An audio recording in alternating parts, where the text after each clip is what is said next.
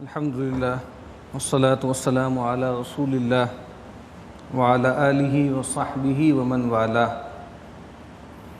رب اشرح لی صدری ویسر لی امری واحلل عقدۃ من لسانی یفقہوا قولی. اللہم انفعنا بما علمتنا وعلمنا ما ينفعنا وزدنا علما. آمین یا رب العالمین.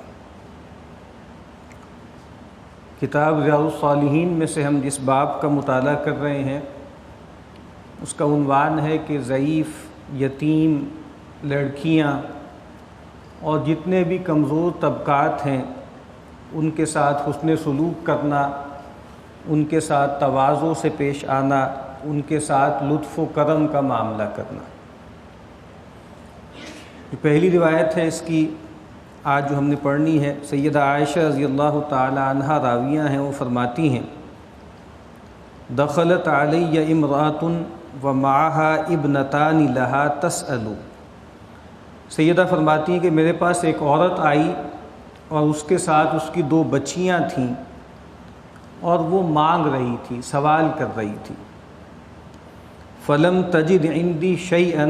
غیر تمرۃ واحدہ. تو ام المومنین فرماتی ہیں کہ میں اپنے پاس میں نے کچھ بھی نہیں پایا سوائے ایک کھجور کے. فأعطیتها ایاها. تو میں نے وہ کھجور بھی اس مسکینہ کو دے دی. فقسمتها بین ابنتیها ولم تأکل منها. اس عورت نے اس ایک کھجور کو اپنی دونوں بیٹیوں میں تقسیم کر دیا اور خود کچھ نہ کھایا. ثم قامت فخرجت. پھر وہ کھڑی ہو گئی اور گھر سے چلی گئی. فدخل النبی صلی اللہ علیہ وسلم علینا.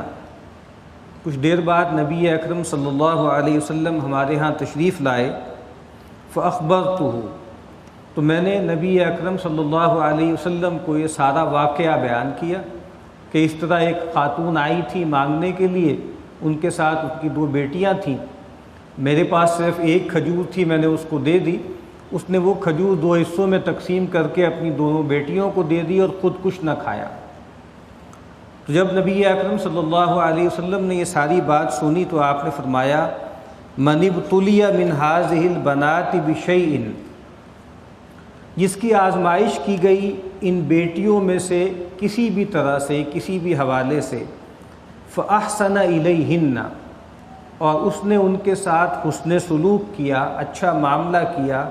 کن لہ سترا من النار. تو یہ بیٹیاں اس شخص کے لیے، چاہے وہ مرد ہو چاہے عورت ہو، اس کے لیے جہنم کا ایک پردہ بن جائیں گی.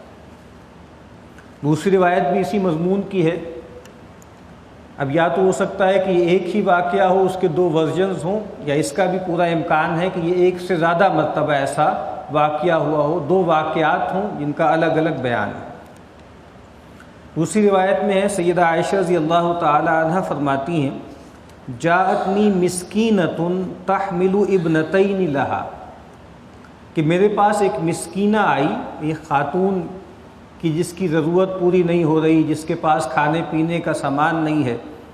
وہ میرے پاس اپنی 2 بچیوں کو اٹھائے ہوئے آئی. فأطعمتها 3 تمرات. تو میں نے اس کو 3 کھجوریں دیں، کیونکہ ایک ماں ہے اور 2 بیٹیاں ہیں، تو میں نے 3 کھجوریں اس عورت کو دی.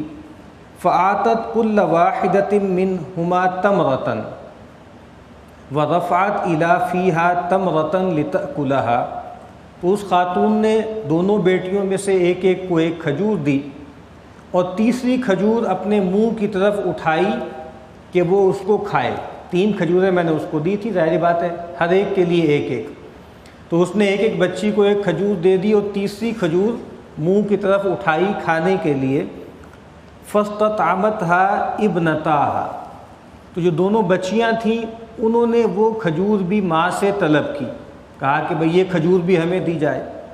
فشقت التمرۃ التي كانت تريد ان تأكلها بينهما. تو وہ جو تیسری کھجور تھی ماں نے اس کھجور کو بھی 2 حصوں میں تقسیم کر دیا جس کو وہ کھانا چاہتی تھی، اور اپنی بچیوں کو دے دیا اور انہوں نے کھا لی. فأعجبنی شأنها. تو مجھے یہ سارا معاملہ بہت خوش آیا، مجھے بہت عجیب بھی لگا اور مجھے بہت فیسینیٹ کیا اس نے، بہت مجھے لگا کہ کتنا غیر معمولی ایثار ہے جو اس ماں نے اپنی بچیوں کے لیے کیا ہے۔ فذکرت الذی صنعت لرسول اللہ صلی اللہ علیہ وسلم، تو جو اس عورت نے کیا تھا میں نے وہ سارا واقعہ رسول اللہ صلی اللہ علیہ وسلم کو بیان کیا۔ فقال، تو نبی اکرم صلی اللہ علیہ وسلم نے یہ سن کر فرمایا، ان اللہ قد اوجب لها بها الجنہ، کہ اس ماں نے اپنی بچیوں کے ساتھ یہ جو معاملہ کیا ہے اور جس طرح کا ایثار کیا ہے، اللہ تعالیٰ نے اس عمل کی وجہ سے اس کے لیے جنت کو واجب کر دیا۔ او اعتقها بها من النار، یا آپ نے فرمایا کہ اللہ تعالیٰ نے اس عمل کی بنیاد پر اس عورت کی گردن کو جہنم سے چھڑا لیا۔ ایک ہی بات ہے جس کو کہنے کے دو اسلوب ہیں، کیونکہ نتیجہ ایک ہی ہے، جس طرح خود قرآن مجید نے کہا ہے نا کہ فمن زحزح عن النار وادخل الجنہ فقد فاز، جس کو جہنم سے کھینچ کے بچا لیا گیا اور جنت میں داخل کر دیا گیا تو وہ کامیاب ہو گیا۔ تو یہ کہا جائے کہ اللہ تعالیٰ نے اس پہ جنت کو واجب کر دیا، جنت میں داخل کر دیا، یہ کہا جائے کہ اللہ تعالیٰ نے اس کی گردن کو جہنم سے چھڑا لیا، بات ایک ہی۔ ان دونوں روایتوں میں ہمارے لیے بہت سے سبق ہیں۔ ایک تو اس میں خود نبی اکرم صلی اللہ علیہ وسلم اور آپ کے اپنے گھرانے کا جو فقر تھا اس کا بیان ہے کہ عیش النبی، نبی اکرم صلی اللہ علیہ وسلم کی اپنی معیشت کیسی تھی۔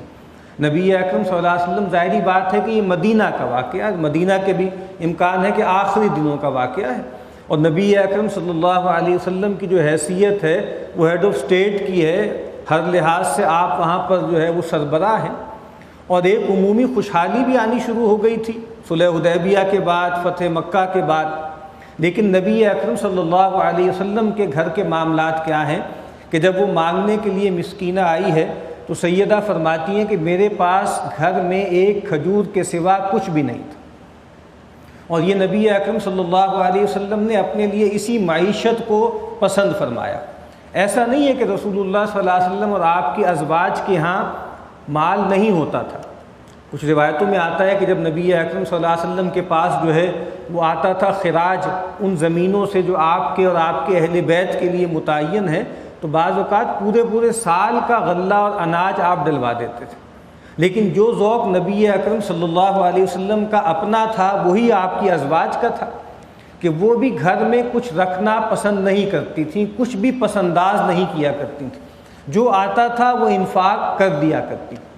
تو ایک تو نبی اکرم صلی اللہ علیہ وسلم اور آپ کے اہل بیت کا جو گزران تھا دنیا میں، اس کا بھی اس میں بیان ہے۔ دوسری بات یہ ہے کہ اس سے یہ بات بھی معلوم ہوتی ہے کہ نبی اکرم صلی اللہ علیہ وسلم کے عہد میں بھی ایسا نہیں تھا کہ سب لوگ خوشحال ہو گئے ہوں۔ جس طرح قرآن مجید نے بیان کیا ہے نا کہ یہ اللہ تعالیٰ کی اسکیم نہیں ہے کہ اللہ تعالیٰ سب لوگوں کو یکساں درجے پر رکھے۔ نحن قسمنا بینہم معیشتہم فی الحیات الدنیا، ہم نے تقسیم کی ہے دنیا کی زندگی میں لوگوں کی معیشت میں گزران۔ تو انتہائی آئیڈیل ماحول میں بھی ایسا ہوگا کہ بہت سے فقیر لوگ ہوں گے، بہت سے تنگ دست لوگ ہوں گے، اور یہ جو آزمائش ہے اس دنیا میں اللہ تعالیٰ بعض لوگوں کو بعض لوگوں کے ذریعے آزماتے ہیں، تو غریب، غربا، فقراء موجود رہیں گے، اور جو تونگر لوگ ہیں، جو مالدار لوگ ہیں، ان کو آزمایا جاتا رہے گا ان کے ذریعے۔ پھر اس میں سیدہ عائشہ رضی اللہ تعالی عنہ ان کے ایثار کا بھی بیان ہے، اور اس بات کا بھی بیان ہے، اس سے اس طرف بھی اشارہ ملتا ہے کہ اصل میں جو کفالت کی ذمہ داری ہے وہ مرد کی ہوتی ہے، اور اس کا امکان یہی ہے کہ جو مسکینہ آئی ہے یا تو یہ مطلقہ ہے یا یہ عورت بیوہ ہے، کہ اس کا کوئی کمانے کھانے والا کوئی نہیں ہے اور اس کی وجہ سے اس کو سوال کرنا پڑ رہا ہے۔ تو آئی ہے اور سیدہ سے جو ہے کھجور طلب کی ہے، اور سیدہ نے گھر میں ایک ہی کھجور ہے اور وہ بھی دے دی، اور یہ نبی اکرم صلی اللہ علیہ وسلم کے حکم کے امتثال میں بھی ہے۔ ترمذی کی ایک روایت میں یہ الفاظ آتے ہیں، اگرچہ اس روایت کی سند پہ کلام کیا گیا ہے، کہ نبی اکرم صلی اللہ علیہ وسلم نے خاص طور پہ سیدہ عائشہ رضی اللہ تعالی عنہ کو تلقین کی کہ یا عائشہ احب المساکین وقربیہم، کہ اے عائشہ مسکینوں سے محبت کرو، وہ لوگ کہ جو مساکین ہیں، ضرورت مند ہیں، حاجت مند ہیں، ان سے محبت کرو اور ان کو اپنے سے قریب رکھو۔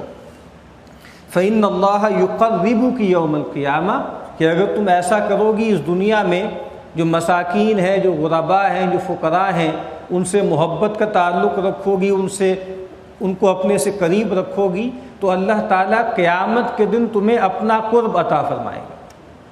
اور نبی اکرم صلی اللہ علیہ وسلم کی یہ دعا بھی ہے، مسند احمد بن حنبل میں بھی ہے اور روایتوں میں بھی ہے کہ نبی اکرم صلی اللہ علیہ وسلم نے یہ دعا سکھائی کہ اللہم انی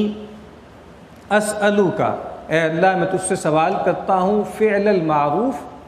فعل الخیرات، بھلے کاموں کی کرنے کی میں تجھ سے سوال کرتا ہوں، وترک المنکرات، اور برائیوں سے بچنے کی، ان کو چھوڑنے کی تجھ سے جو ہے وہ طلب کرتا ہوں، مانگ کرتا ہوں، وحب المساکین، اور مساکین سے محبت میں طلب کرتا ہوں۔ تو نبی اکرم صلی اللہ علیہ وسلم نے ہمیں یہ تلقین کی ہے کہ جو لوگ بھی دنیا میں تنگ دست ہیں، غریب ہیں، فقیر ہیں، ان کے ساتھ حسن سلوک کرنا، اور یہاں خاص طور پر جو کہا گیا ہے اس عورت کے حوالے سے کہ اس عورت نے جو ہے ایثار کیا اور جو اپنی کھجور تھی وہ بھی جو ہے بچیوں میں تقسیم کر دی، جس کی بنیاد پہ نبی اکرم صلی اللہ علیہ وسلم نے عموم میں یہ بات فرمائی کہ جس کی بھی آزمائش کی گئی بیٹیوں کے ذریعے، چاہے وہ مرد ہے، چاہے عورت ہے، ماں ہے یا باپ ہے، اگر اس نے بیٹیوں کے ساتھ اچھا سلوک کیا، ان کی تربیت کی اور ان کے حوالے سے ان کو نہ کبھی کوئی آر دلائی، نہ خود کوئی آر محسوس کی، تو نبی اکرم صلی اللہ علیہ وسلم نے فرمایا، یہ بشارت دی ہے کہ یہ بیٹیاں جہنم کے لیے ایک پردہ بن جائیں گی۔ اور اگلی روایت میں فرمایا کہ یہ جو عمل ہے بظاہر بہت چھوٹا سا عمل ہے کہ خاتون نے اپنی ایک کھجور اس کا بھی ایثار کیا، اس عمل کی بنیاد پہ نبی اکرم صلی اللہ علیہ وسلم نے فرمایا کہ اس عمل کی بنیاد پر اللہ تعالیٰ نے اس کے لیے جنت کو واجب کر دیا اور اس کو جہنم سے چھٹکارا دے دی۔ اس سے یہ بات بھی معلوم ہوتی ہے کہ اللہ تعالیٰ کے ہاں عمل کا میگنیچیوڈ یا اس کی کوانٹٹی کی اہمیت نہیں ہے، اصل بات یہ ہے کہ اس میں اخلاص کتنا ہے، اصل بات یہ ہے کہ کن حالات میں، کتنی مشکلات میں، کتنی سختی میں یہ معاملات کیے گئے۔ کئی روایتیں نبی اکرم صلی اللہ علیہ وسلم نے فرمایا کہ ایک شخص جو ہے وہ رستے سے جا رہا تھا اور وہاں پر کوئی جھاڑی پڑی ہوئی تھی، اذیت دینے والی مسلمانوں کو کوئی رکاوٹ پڑی ہوئی تھی، اس نے وہ رکاوٹ کو ہٹا دیا، مسلمانوں سے اذیت کو دور کر دیا، اللہ تعالیٰ نے اس کے اس عمل کو مشکور فرمایا اور اس کو جنت میں داخل کر دیا۔ تو اگلی روایت ہے جس میں نبی اکرم صلی اللہ علیہ وسلم نے فرمایا کہ اللہم انی احرج حق الضعیفین الیتیم والمرأة، کہ لوگوں کو تلقین کرتے ہوئے فرمایا کہ اے اللہ بے شک میں لوگوں کو ڈر سناتا ہوں، میں تم لوگوں کو ڈراتا ہوں دو کمزور لوگوں کے حقوق کے حوالے سے۔ دو کمزور طبقات کون سے ہیں؟ الیتیم والمرأة، یتیم اور عورت۔ کہا کہ اے لوگو میں تمہیں ڈراتا ہوں کہ یہ جو دو کمزور جو ہیں مخلوقات ہیں، ایک عورت ہے وہ کمزور ہے، خلقت کے طور پہ اللہ تعالیٰ نے اس کو کمزور بنایا ہے، اسی طریقے سے یتیم وہ کمزور ہوتے ہیں، معاشرے میں ان کو دبا لیا جاتا ہے۔ تو اللہ کے نبی صلی اللہ علیہ وسلم نے امت کو فرمایا کہ میں تمہیں بہت ڈراتا ہوں کہ ان دو طبقات کے حوالے سے کوئی کوتاہی نہ کرنا۔ خاص طور پہ جو اگلا باب ہے وہ عورتوں ہی کے حقوق سے متعلق ہے، اس کا عنوان ہی ہے کہ باب الوصیت بالنساء، عورتوں کے ساتھ حسن سلوک کی تلقین۔ نبی اکرم صلی اللہ علیہ وسلم کی جو بالکل آخری الفاظ ہیں ان میں یہ الفاظ بھی آتے ہیں کہ اتقوا اللہ فی النساء، اتقوا اللہ فی النساء، اے لوگو اللہ سے ڈرو عورتوں کے معاملے میں، اے لوگو اللہ سے ڈرو عورتوں کے معاملے میں۔ اوصیکم بالنساء خیرا، میں تمہیں نصیحت کرتا ہوں، وصیت کرتا ہوں عورتوں کے ساتھ خیر کا معاملہ کرنے کی، بھلائی کے سلوک کرنے کی۔ یہاں فرما رہے ہیں کہ یہ جو دو طبقات ہیں، ایک عورتیں ہیں اور ایک یتیم ہیں، اے لوگوں میں تمہیں ڈراتا ہوں اللہ سے کہ ان کے حقوق کے معاملے میں کوتاہی نہ کرنا۔ سیدنا سعد بن ابی وقاص رضی اللہ تعالی عنہ کے صاحبزادے مصعب کہتے ہیں رأى سعد ان له فضلا علی من دونہ، کہ سعد یعنی میرے والد سعد رضی اللہ تعالی عنہ کو یہ خیال ہو گیا تھا، یہ زعم ہو گیا تھا کہ ان کو اپنے سے نیچے کے لوگوں پر، اپنے سے کمتر لوگوں پر فضیلت حاصل۔ ظاہر بات ہے نبی اکرم صلی اللہ علیہ وسلم کے مقربین میں سے تھے، بڑے مرتبے کے صحابہ میں سے تھے، تو ان کو یہ خیال ہوا کہ جیسے میرا مرتبہ بلند ہے، کوئی ایگزام پیدا ہو گیا، کوئی عجب کسی کیفیت پیدا ہو گئی، تو نبی اکرم صلی اللہ علیہ وسلم نے فرمایا هل تنصرون وترزقون الا بضعفائکم، اے لوگوں تمہارا کیا خیال ہے کہ تمہاری جو مدد کی جاتی ہے جنگوں میں اور جو تمہیں رزق دیا جاتا ہے، کیا تمہارے کمزوروں کی وجہ سے نہیں دیا جاتا؟ یعنی وہ لوگ کہ جو طاقتور ہیں، وہ لوگ کہ جو کمانے کھانے میں بہت آگے ہیں، وہ لوگ کہ جو فزیکلی لیبر کا کام کرتے ہیں، جو لوگ جنگوں میں حصہ لیتے ہیں، تو کہا کہ تمہیں کیا معلوم کہ بہت سے ایسے لوگ ہو سکتے ہیں دنیاوی اعتبار سے کمتر ہوں، فزیکلی ویک ہوں، بہت زیادہ کمائی نہ کر سکتے ہوں، جنگوں میں بہت زیادہ شجاعت کا مظاہرہ نہ کر سکتے ہوں، لیکن کہا کہ ہو سکتا ہے کہ ان کی وجہ سے، ان کی دعاؤں کی وجہ سے، اللہ کے ان کو پکارنے کی وجہ سے تمہیں رزق دیا جاتا ہو اور تمہاری مدد کی جاتی ہے۔ تو وہ کمزور طبقات، وہ ضعیف طبقات، چونکہ ان کے اندر دنیا کی طرف طلب زیادہ نہیں ہوتی اور دنیا سے بے رغبتی ہوتی ہے، دنیا کے جو زخرف ہیں، دنیا کی جو زیب و زینت ہے اس سے وہ دور ہوتے ہیں، اس وجہ سے اللہ کے ساتھ ان کا اخلاص بہت بڑا ہوا تھا۔ اس وجہ سے جب وہ دعائیں کرتے ہیں تو اللہ تعالیٰ ان کی دعاؤں کو قبول فرماتے ہیں۔ پہلے بھی ہم نے ایک روایت پڑھی تھی کہ 2 اصحاب تھے نبی اکرم صلی اللہ علیہ وسلم کے، ان میں سے ایک صاحب جو ہیں وہ محنت مزدوری کرتے تھے، کام وغیرہ کرتے تھے، اور ایک صاحب نبی اکرم صلی اللہ علیہ وسلم کی خدمت ہی میں بیٹھے رہتے تھے۔ تو وہ جو صاحب جو کاروبار کرتے تھے یا کوئی پیشہ کیا کرتے تھے، انہوں نے آ کے نبی اکرم صلی اللہ علیہ وسلم سے گویا شکایت کے انداز میں یہ بات کی کہ میرا یہ بھائی ہے، یہ تو کوئی کام وام کرتا نہیں، آپ کے پاس ہی بیٹھا رہتا ہے۔ تو اس موقع پر بھی نبی اکرم صلی اللہ علیہ وسلم نے یہی فرمایا تھا لعلک ترزق بہ، ہو سکتا ہے تمہیں بھی اس کی وجہ سے رزق دیا جاتا، تو کسی گمان میں نہ آنا، کسی غرضے میں نہ آنا۔ آخری روایت ہے اس باب کی، سیدنا ابو الدرداء رضی اللہ تعالی عنہ فرماتے ہیں کہ میں نے نبی اکرم صلی اللہ علیہ وسلم کو یہ فرماتے ہوئے سنا ابغونی الضعفاء، کچھ روایتوں میں ہے ابغونی فی الضعفاء، کہ اے لوگوں مجھے کمزوروں میں تلاش کرو،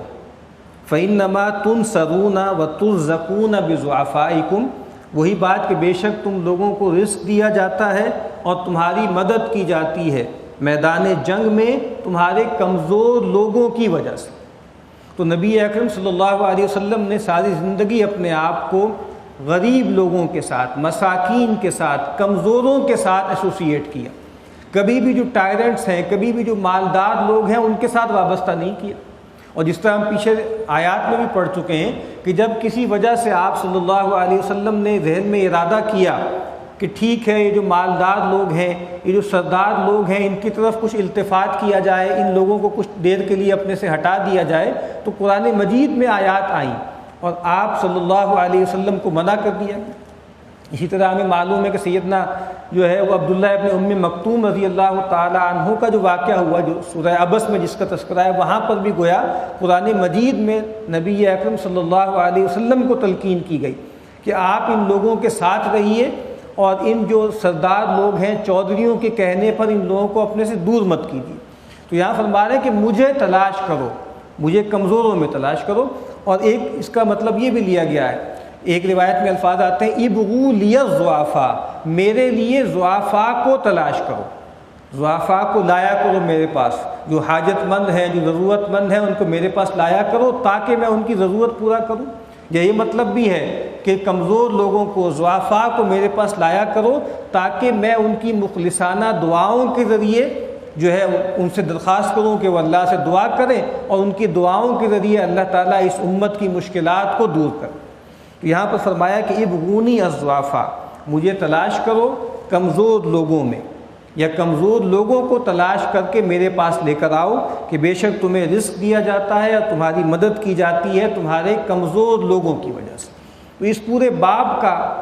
جو لب لباب ہے وہ یہی ہے کہ دنیا میں جو طبقات بھی بظاہر کمزور ہیں، چاہے وہ عورتوں کی شکل میں ہیں، چاہے وہ یتیموں کی شکل میں ہیں، چاہے وہ فقیر اور تنگ دست لوگ ہیں، چاہے وہ فزیکلی بہت ویک لوگ ہیں، ان کے ساتھ حسن سلوک کرنا، ان کے ساتھ اچھا معاملہ کرنا، ان کے ساتھ احسان کا رویہ اختیار کرنا، یہ چیز انسان کو اللہ تعالیٰ کی رحمت اور شفقت کا جو ہے وہ باعث بناتی ہے۔ دعا ہے کہ اللہ تعالیٰ ہمیں اس کی توفیق عطا فرمائے۔